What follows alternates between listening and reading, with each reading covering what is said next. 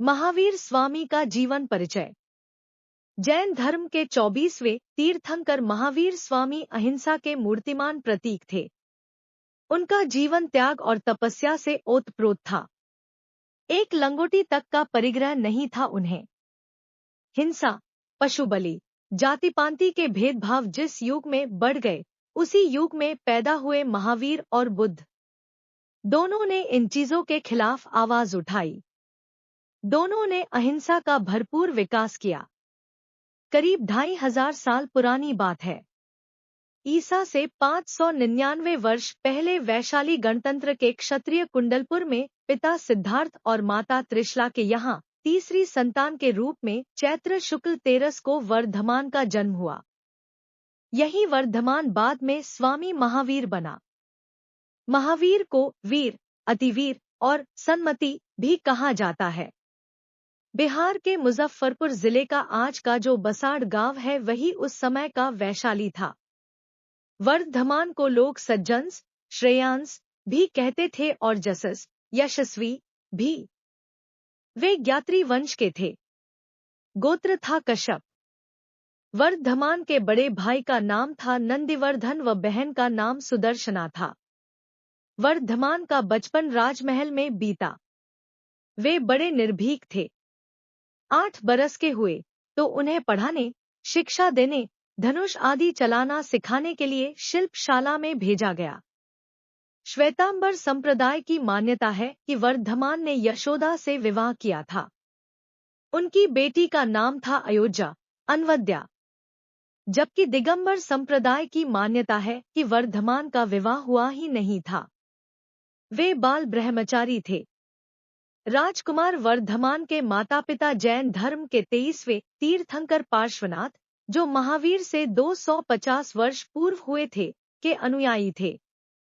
वर्धमान महावीर ने चातुर्याम धर्म में ब्रह्मचर्य जोड़कर पंच महाव्रत रूपी धर्म चलाया। वर्धमान सबसे प्रेम का व्यवहार करते थे। उन्हें इस बात का अनुभव हो गया था कि इंद्रियों का सुख, विषयवासनाओं का सुख दूसरों को दुख पहुंचा करके ही पाया जा सकता है। महावीर जी की 28 वर्ष की उम्र में इनके माता-पिता का देहांत हो गया। ज्येष्ठ बंधु नंदिवर्धन के अनुरोध पर वे 2 बरस तक घर पर रहे।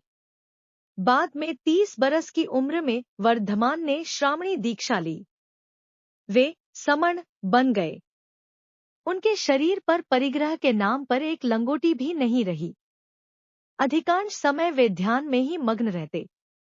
हाथ में ही भोजन कर लेते, गृहस्थों से कोई चीज नहीं मांगते थे। धीरे धीरे उन्होंने पूर्ण आत्मसाधना प्राप्त कर ली। वर्धमान महावीर ने 12 साल तक मौन तपस्या की और तरह तरह के कष्ट झेले। अंत में उन्हें केवल ज्ञान प्राप्त हुआ। केवल ज्ञान प्राप्त होने के बाद भगवान महावीर ने जन कल्याण के लिए उपदेश देना शुरू किया।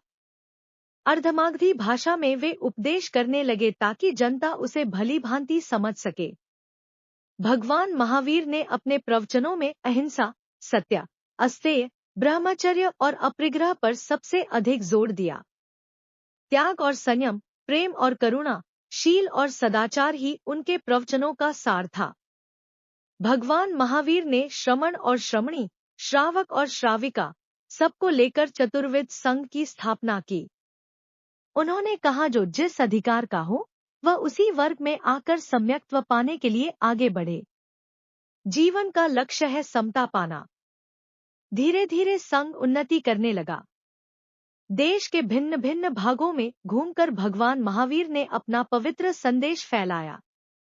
भगवान महावीर ने 72 वर्ष की अवस्था में ईसा पूर्व 527 में पावापुरी, बिहार में कार्तिक, आश्विन, कृष्ण अमावस्या को निर्वाण प्राप्त किया।